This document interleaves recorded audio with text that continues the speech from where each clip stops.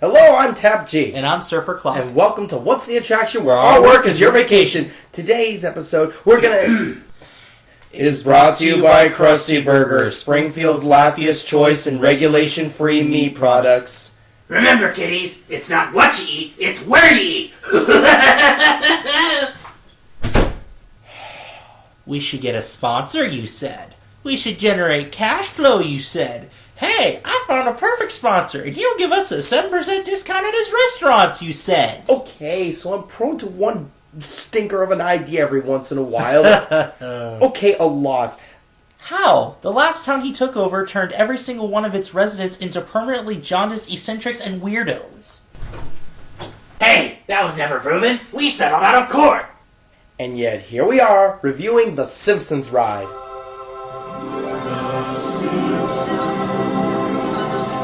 In 1989, Matt Groening gave the world his classic animated sitcom, The Simpsons. And while it didn't invent the sitcom formula, it sure popularized it. An overweight, not very bright father/husband, his doting yet frustrated wife, a few rebellious kids, and all the madcap adventures they can get into, from failing classes to inciting international incidents. In the 90s, The Simpsons gained a massive following and became a global phenomenon. They got their own theatrical release in 2007 and surpassed Gunsmoke in longest-running primetime show in 2009. Currently, the show is in its 24th season, and though still popular, a lot of people say the show's overstayed its welcome and is instead not nearly as funny or edgy as it once was. Of course, when a property like The Simpsons is that famous and popular, it'd warrant a theme park attraction. Its mature subject matter and heavy satire wasn't quite appropriate for Disney, so Universal Studios got in on the action, and in 2008, both Universal Studios parks in Florida and California opened the Simpsons ride, which replaced the classic yet dated Back to the Future attractions at both locations. The show's developers, Groening, James L. Brooks, and Al Jean, all worked closely with Universal to ensure quality and faithfulness to their pet project. Well, that's the publicized story. The real origins are a little more awkward. Professor Frink, Springfield's smartest citizen, and let's be fair, it's not a crowded field, decided to go back in time to stop the Institute of Future Technology from being turned into a Krusty Land theme park. He hopped into a DeLorean and went back 2 years, back when it was run by Doc Emmett Brown, as an homage to the ride that preceded it, Back to the Future, The Ride. But, as it turns out, Frink's DeLorean ran over the contractor who solidified the Institute's financial security.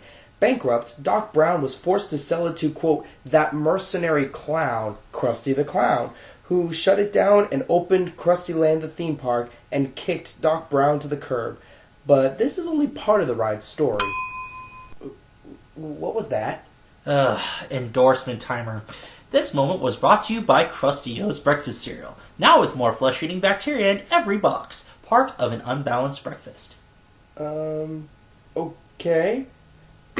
Once you enter the ride's intentionally over-the-top colorful queue, the pre-show starts. Krusty is selecting a family for his newest ride, the Thrill-tacular, upsy-downsy, spins-aroundsy, teen-operated thrill ride. The family is, of course, the Simpsons, Homer, Marge, Lisa, and Bart. As a bonus, Bart picks the Royal U to join them, but what Krusty and the Simpsons don't know is their selection isn't by chance. Show regular Sideshow Bob, once a kiddie show jester, now a Shakespearean homicidal maniac with a vendetta against the Simpsons, is using the opportunity to do away with the family once and for all. He knocks out Krusty, and at knife point, forces the Simpsons into the ride vehicle. At this point, you also, hesitantly, board your car. The ride is actually a simulator, only big enough to hold 8 people. Once the screen comes alive, Sideshow Bob wastes no time in hijacking the ride's controls and sending the Simpsons on the roller coaster in front of you. From there on out, the ride becomes a madcap dash from one end of the park to the other, with you trailing behind the Simpsons and watching Sideshow Bob constantly try to kill them. While all this happens on screen in front of you, your car reacts accordingly to make you feel like you really are amid the insanity. All the show's regular voiceover actors reprise their roles for this ride. Kelsey Grammer returns as Sideshow Bob, and even Christopher Lloyd reprised his role as Doc Brown for the ride's pre-show.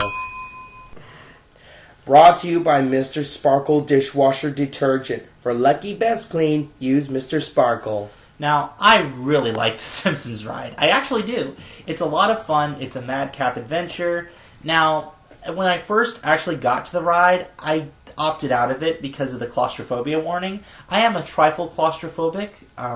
It's funny because I worked in theme parks and I shouldn't be claustrophobic. But once I finally did get the chance to ride it, it was sort of claustrophobic, but not nearly as bad as I thought. More created by the lap bar and just the closed-in situation around you. But it has to be kind of a tight and closed space for what it is, because this is a very jarring, very bumpy, discombobulating ride. Upsy downsy, turn aroundsy, huh? It spins around you, yeah. I mean, it starts off on a roller coaster, then you start literally flying from one end of the park to the other, on this ride, on that ride, crashing here, crashing there. So it's really insane and disorienting. But hey, it's got a good variety.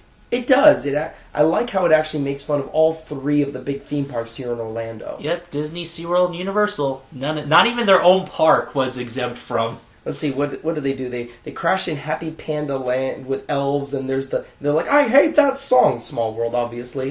Then they go jet skiing through the Orca tank, yeah. SeaWorld, obviously. What do they do for Universal? This is where it gets a little weird. There's a big old sign that says, send money to Universal Studios. Subtle. Kind of like a certain feline movie, which will not be named. You mean like at Universal Studios? Cha-ching! Yeah. Wow.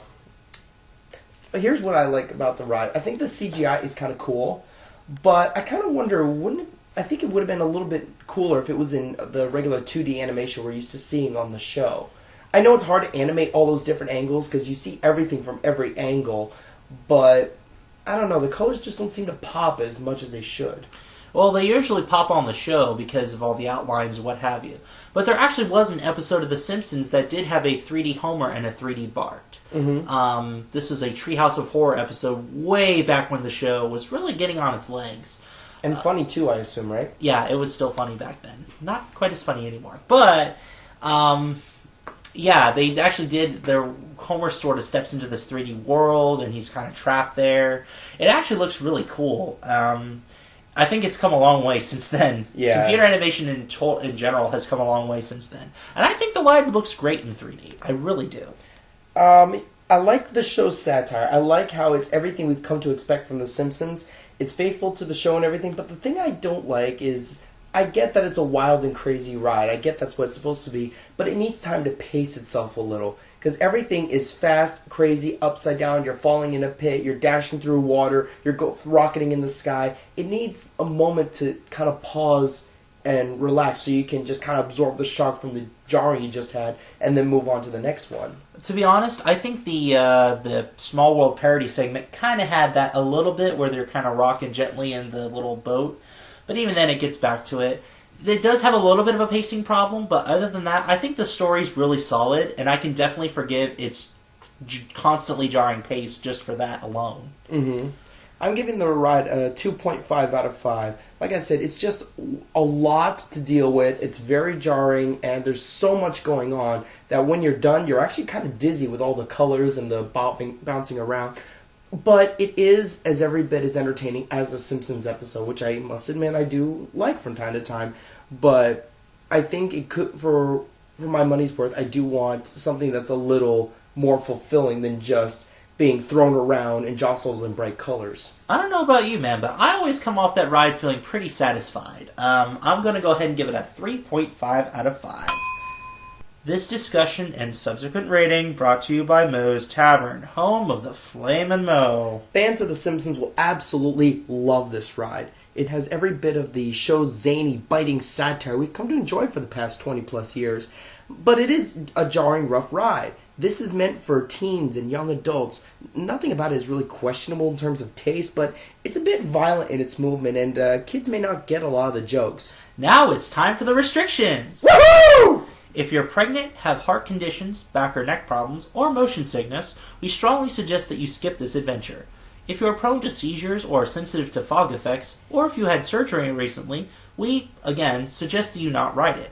Service animals are unable to ride, so ask an attendant before entering, and they'll direct you appropriately. You must be at least 40 inches tall or 102 centimeters to ride. Those between 40 inches and 47 inches must ride with someone who is at least 48 inches or taller. Closed captioning is available, and those in wheelchairs and scooters must be able to transfer. Everyone must be able to grasp the vehicle's lap bar with at least one upper extremity and maintain an upright position by yourself at all times. Because the simulator is as every bit as wild and crazy as a Simpsons episode, we strongly advise that you be able to absorb sudden and dramatic movements like those of a roller coaster, seeing as how, well, you sort of are on a roller coaster.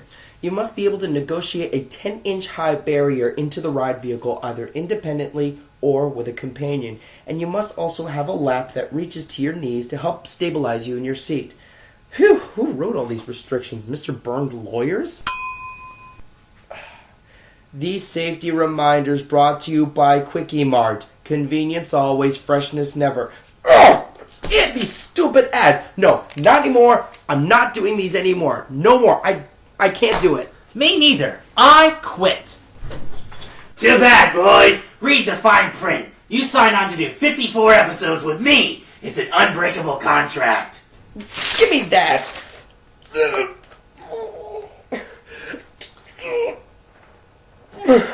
Told you it was unbreakable. Want me to, Oh, look, it's Jack the Ripper.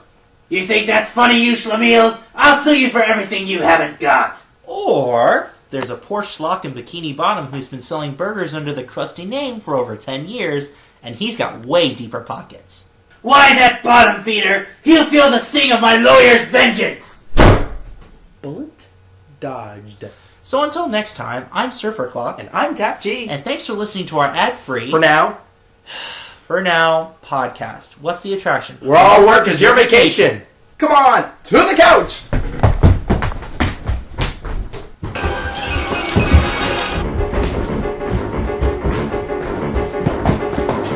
Whoa. Stitch? Oogie Boogie? Getty? What are you guys doing here? Watching what Simpsons, watching what the Thistle Stew is outside. Not funny anymore.